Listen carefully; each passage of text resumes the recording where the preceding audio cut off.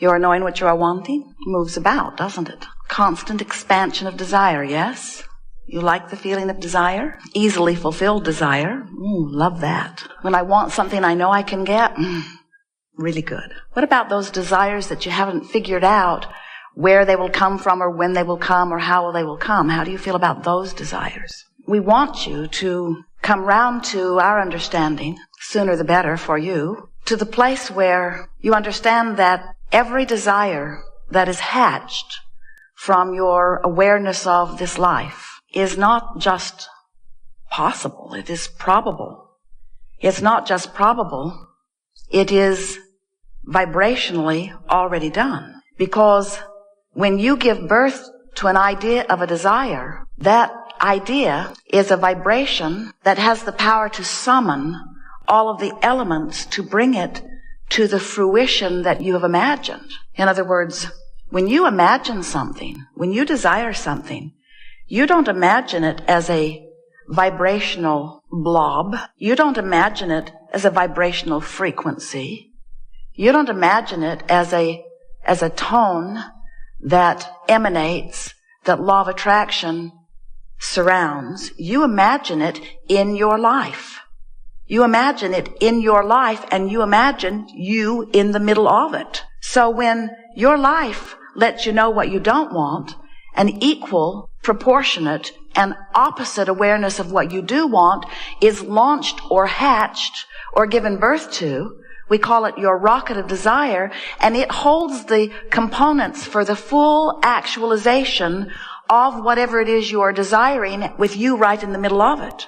In other words, this is not lightweight stuff you're doing as you are sifting through data and coming to conclusions about what would be better. The entire universe is based upon this principle of expansion, and you are leading edge creators right in the middle of the most dynamic expansion that is happening anywhere in the universe, anywhere in the all that isness of all that is. So when life causes you to know what you don't want and therefore know what you do want, you send forth a vibrational request that is so vivid and complete and dovetails so completely with requests that you have sent before that there is a reality that has already amassed. Now, in your physical form, you often say, I don't see this reality, therefore it must not exist. And we say, you can't see it yet with your eyes, you can't hear it yet with your ears, you can't smell it yet with your nose. Your physical indicators or translators of vibration are not yet viewing this vibrational reality, but your emotional sensors can feel it, and the source within you knows it and is being it. So when we say to you, you're launching rockets, and those rockets are being amassed in what we have called your vibrational reality or your vibrational escrow. We are today calling it your vortex of creation, but it does not matter what the name of it is. The larger part of you is smack dab in the middle of it. Law of attraction has already amassed all of the cooperative components, and it is a reality that we refer to in present tense. It's done. Your dream is done, and if you would know it as we know it, in that knowledge you harbor no resistance that prevents it from coming right now. The only thing that keeps your dream from manifesting so that you and others can see it in your reality that you call reality is because you've got a resistance to your vibrational reality. In short, you don't believe it. Or in short, you haven't practiced it long enough. Or in short, and really what's going on for most of you, you are so enamored with the reality that is manifested. Oh, have you seen what you do? You talk about it incessantly. You take snapshots of it constantly. The digital camera has not helped. You email the pictures to everyone. You write documents. You blog about it. You make historical monuments. You pick the worst things that have ever happened and make big hairy deals of them. And when new generations are born who have nothing to do with them, who want nothing to do with them, you set them down and march them through the history of your broken world. Oh, you give them some of the good stuff too, but not very much. Mostly, you tell them about plights and bad stuff because you want them never to forget, and we want them never to remember. We want you to pay little attention to your now reality that has gone awry and sift through your now reality for things that feel good to you, because when you find things in your now reality that feel good to you, you activate a vibration that allows the good things in your vibrational reality to come to you. So we want to convince you here today, and of course we know that convincing is an odd word. It's not even really a word that has any true meaning, because there's no convincing anyone of anything. We can know, and we do, all there is to know about universal forces and law of attraction and the creative genius that is you. We can know, we hold firmly the knowledge of your value and worthiness. We know it, but us knowing it doesn't make you know it. If you're not in the vibrational vicinity of what we know, you can't get a glimpse of it. You can't feel it. In fact, sometimes when we know your value and worthiness in the way that we know it, when we feel our love and appreciation for your willingness to participate in this leading edge contrasting experience which gives birth to the expansion of the universe, when we know you as we know you, you don't necessarily know you as we know you. You can't, because words don't teach. It's only life experience that teaches. And so our desire is that we can speak enough words through the interpretation of Esther here today, that we can strike enough vibrational chords with you, and that we can find you often enough in the vibrational vicinity of what we know, that you'll begin to catch more and more glimpses of who you really are and how this all works. We want you to feel the ease of creation, but most of all, what we want for you is that you will let go of the resistance that is preventing you from the abundance on so many subjects that you desire. We have the benefit of seeing what's in your vibrational escrow, and oh, is it magnificent. And as we see what's in your vibrational escrow or your vibrational reality in this vortex of creation that we are referring to as present tense, as we see it and know it, we feel such utter appreciation for your working to give birth to it. In other words, we know you're out here on the leading, we call it leading, you call it bleeding, out here on the leading edge, where life causes you to come to determinations of what you want. You don't even have to speak it out loud. You don't have to pray about it. You don't have to speak about it. You don't have to write a goal about it.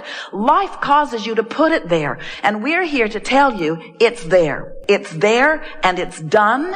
And you'd have the results of it, the manifestational indicators. You'd have the real life proof of what you've created if you would stop thinking the thoughts that hold you in resistance to it. In other words, I really would like more money. It's done, but I'm so tired of not having enough money. You're not letting it in. Oh, I really need more money. It's done. I'm afraid of my financial situation. You're not letting it in. I really want more money. It's done, and it's a lot. You've been asking a lot. But the retailers are charging so much for things, I think it is outrageous what they want for that. You're not letting it in. I really want that beautiful such and such. It's done, but what would my mother think? What would my neighbor think? How can I justify that? That is wasteful. You're not letting it in. You have picked up along your physical trail so many habits of thoughts, that's what a belief is, that you are, most of you, veritable harborers of resistance to the very thing that you have become. And you know how you know when you are harboring resistance to the very thing that you have become? You feel the tug of war in not letting yourself be it, and that's what negative emotion is. When you've become abundant because life has caused you to ask for it, and you are beating the drum of not having enough money, and you feel anger or desperation or discouragement, those negative emotions are your indicator that you are in the moment offering resistance, and you are the only reason that the money isn't coming. It's not the economy. It's not because of reality TV taking all the jobs. It's not because you are cursed. It's not because you are inappropriate. It's because you have an active thought that contradicts the active thought in your vortex of creation. Now hear that. Active thought, active thought. If your life had not caused you to put an active thought in this reality that we are speaking of in present tense, hear us, it's done. If your life had not caused you to put it there, your resistance would not exist. Resistance only exists when you ask for something that you don't let yourself go to. In other words, resistance is an inside job. It's a personal thing. It has nothing to do with anyone or anything else on the planet. It's just you, the larger part of you, went someplace that the physical part of you isn't going, because you're stubbornly holding to bogus beliefs that are keeping you from the expansion that your life has inspired. You're sort of kind of getting this? So, before you came into this body, you were source energy. Do you believe that? Or do you think that you just sort of, Jerry and Esther put a water feature in Texas, and the next day there were frogs. And Esther said there must have been frog seeds in the bottom. And when the water hit it, there they were.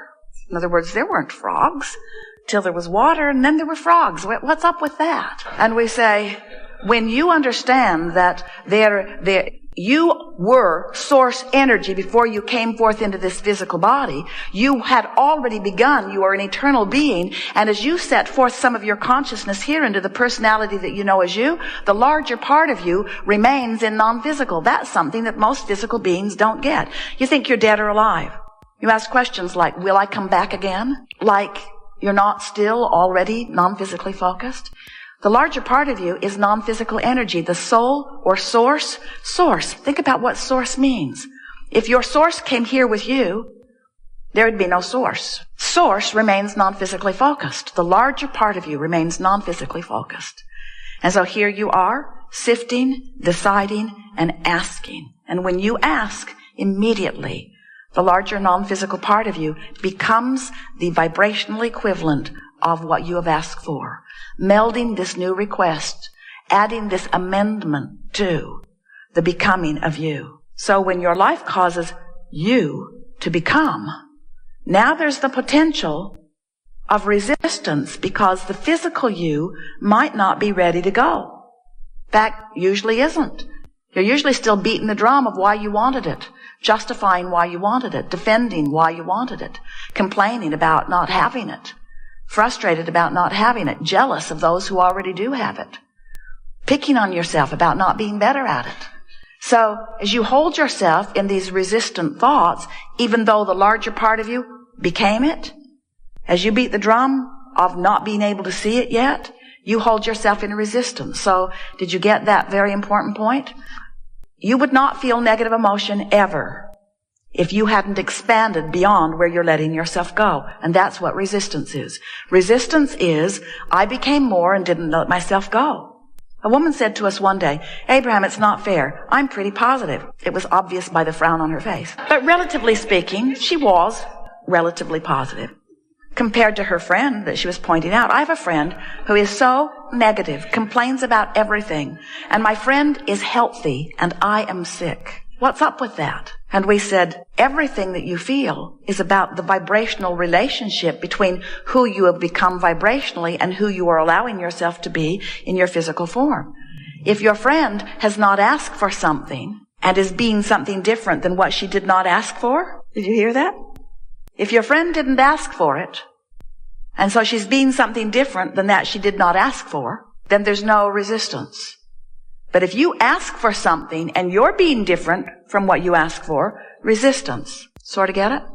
If someone called you on the phone and said, hello, you don't know me.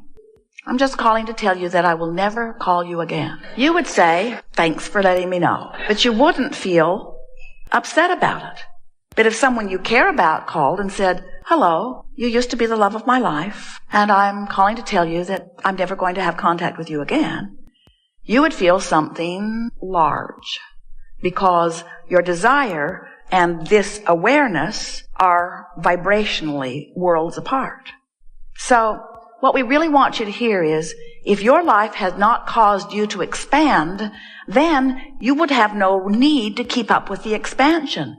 But when your life does cause you to expand, it's important for you to keep up with it. And do you know why people decline as they move through time? It's not the moving through time, because you have the ability to have renewal constantly. Your cells are renewing themselves. You have the ability to have constant renewal. But the reason that so many people decline as they move through time is because through life experience, you keep asking for more, and through life experience, you keep picking up negative commentary along your physical trail that keeps you from going.